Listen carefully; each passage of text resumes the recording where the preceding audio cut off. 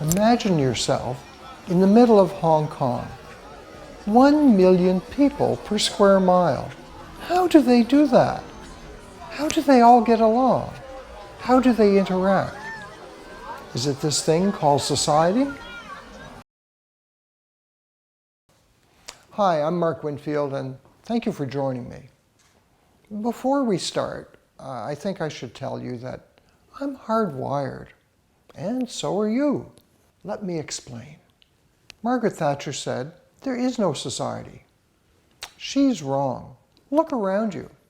Society is a group of like-minded people governed by a common set of norms and values. Norms and values. That's what we're going to talk about and how society works. Norms and values. You won't find a list of these things. They're different everywhere you go. These things are often called the fabric of society, and it's described by a modern philosopher as an energy field that surrounds us and penetrates us, binds the galaxy together. So, who is this great philosopher? Why, it's Yoda, of course, from the Star Wars movies, and he was talking of the Force. The fabric comes from lots of places, including the movies. Let's take a look at the fabric and see if we can understand a bit more about it. We all have a set of sensibilities that are the core of who we are, both as individuals and as a society. There are lots of choices to make in coming up with our own personal okay system. Important choices like truth. To a person of faith, God is the truth. To an atheist, there is no God. Right and wrong. It seems pretty well universal that you shouldn't take what doesn't belong to you. But nowadays, if you can download it, go for it. And morality. There are lots of choices available if it's sex and booze that you're talking about. And freedom. How much freedom are we prepared to give up to make society work? And respect. How do we decide what is respectful? What is okay? There are lots of choices available. And in the end, the mix of all this becomes our personal okay system, our operating system. And somehow, out of these many options, there's enough common ground for society to work. What is this common ground? Is there a constant that allows society to work? One constant might be the notion of doing the right thing. Who or what do we give credit for this getting along, this common ground, this fabric of society? It comes from many places, including Yoda, but mainly three places historically: governments and laws, churches and religions, and families. Since the beginning of time, we've had governments who have rule books called laws, and they try to define and sometimes impose what is truth, justice, responsibilities, punishment. We walk through this every day. Churches and religions also have rule books, and they appeal to our need to believe there's something else, something after, and they provide us with a roadmap on how to get there. And families, that's where we first learn much in our lives, where our education occurs, where we first interact with others. Somehow, all of this mixes together, and we come up with our okay system. These institutions have all influenced our choices for our personal okay system. And in the end, they mix together, and somehow, against all odds, society works. But how can that be? How can these things mix together? What is the constant that allows that to happen? Let's look at some of this in action. My friend Pam Peroto is one of the top 50 volunteers in Canada. Let me tell you her story. Pam and her husband Jerry moved to Colombo, Sri Lanka, retiring from a career in the oil industry. There they lived in a beautiful home with a swimming pool and servants, a charmed life. Pam couldn't find a good hairdresser in Sri Lanka, and so every month she traveled to Dubai, a 4-hour plane ride just to get her hair done. They were living the good life, and they loved it. But their life would change. On December 26, 2004, a terrible tsunami hit the Indian Ocean, and in Sri Lanka, 30,000 people died, and 1 million people were displaced. Now, Pam's neighborhood was not touched by this disaster, but somehow she felt something had to be done, and without any prior experience, she organized her neighbors, got trucks, and medicine, and water, and food, and headed into the disaster zone. And in the coming months, the aid organization that she founded, Impact Aid, helped many thousands in need. But why did she do this? Well, why did she feel a need to help? She could have just gone back to the pool and written a check, and everything would have been fine. But there's more to Pam's story. One day, while Pam was working in a refugee camp, the aid workers brought her a young woman named Jawenta. Jawenta had been hoarding drugs to end her life. Jawenta had lost everything.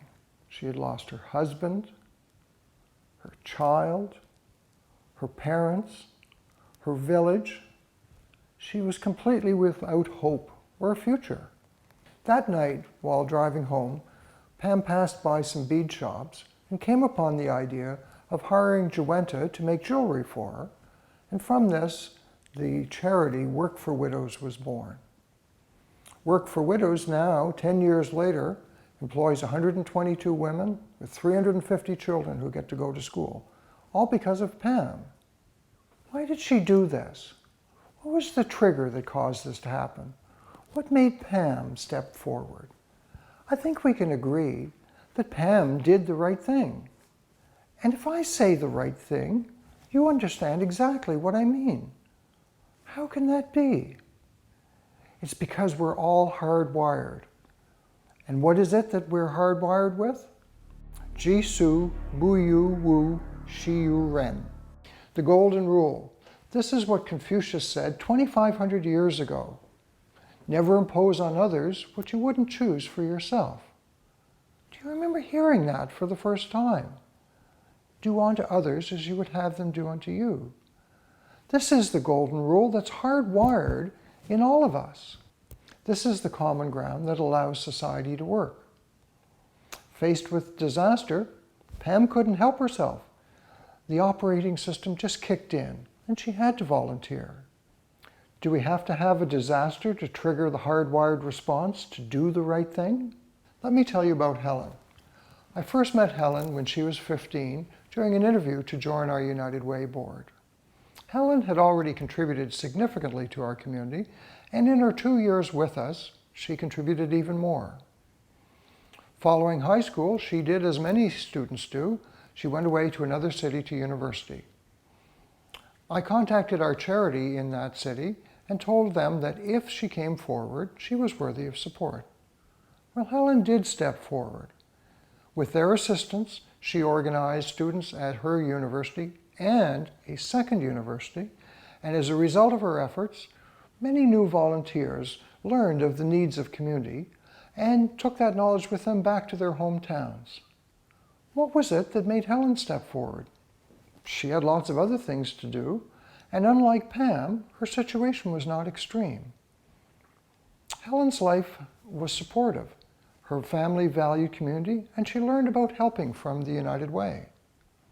This seems to keep the golden rule close to the surface. The operating system takes care of the rest. What have we learned? Volunteers like Helen and Pam are awesome.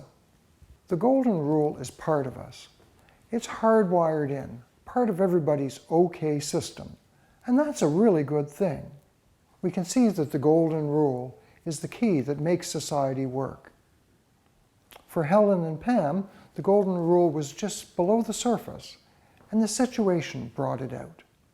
We have also seen that governments and laws, churches and religions, and families are all influences on our okay system. And if you think a little further, you can see the golden rule is present in these three institutions. And that has helped support society in the past. But are these institutions now in decline? People are very cynical about government. Churches are a bad word, and traditional families no longer exist. So how do we continue to support the Golden Rule, to keep society in balance, so that people help each other? Do we leave it to chance? Hope that social media will take care of it? Or do we need to take an active role? I believe the future lies with volunteers like Helen and Pam and the values that they represent. Volunteers are the heroes of our time and should be celebrated. We need to create an institution that is volunteers. And this institution will embody the characteristics that they have. Good things like caring for their fellow man, taking responsibility for it, and respect. If we do this, I think we will be fine. How do we do this? That's another discussion for another day. Thank you for joining me.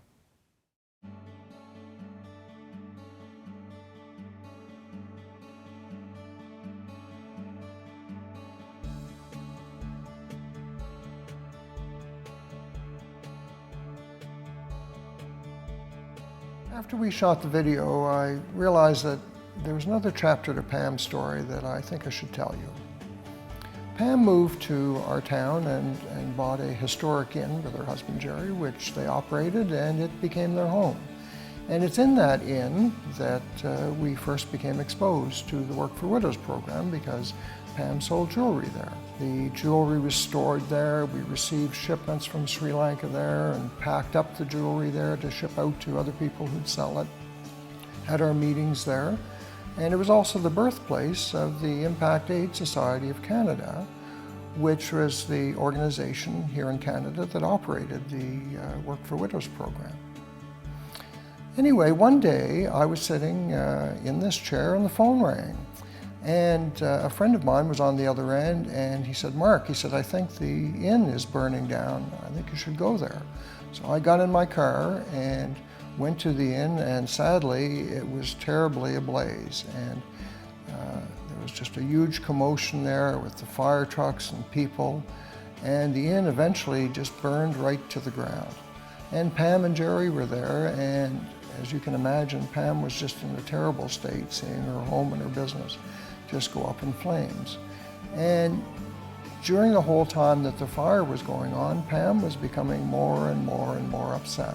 And what she was upset about was the women in Sri Lanka, because she became concerned, how are we going to save the program? All of our jewelry, all of our resources are in the inn. What are we going to do? What are we going to do for the women? How are we going to survive? And in the end of the day, eventually got Pam and Jerry away from the fire, away from all of the commotion, and we came back here. And it was late at night, 11:30 or midnight, and got them sat down, trying to calm them down. And Pam remained just terribly beside herself over worry for the women. And anyway, the phone rang. So I picked up the phone, and the person on the other end said, "You have to come and get this stuff now. You can't leave it here." And I said, "Who is this? What stuff?" And it was the police department. And what had happened, unbeknownst to us, is that the firemen, the volunteer firemen, had gone into the inn, gone upstairs to the back of the inn where the jewelry was kept, and saved 100 boxes of jewelry. Well, you can just imagine the relief that Pam felt at that point.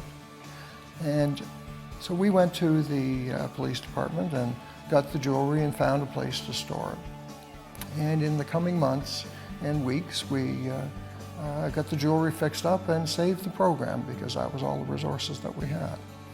And the program continues now. And it's interesting to see that just as Juwenta needed a volunteer to save her, the volunteer firemen saved Pam that day.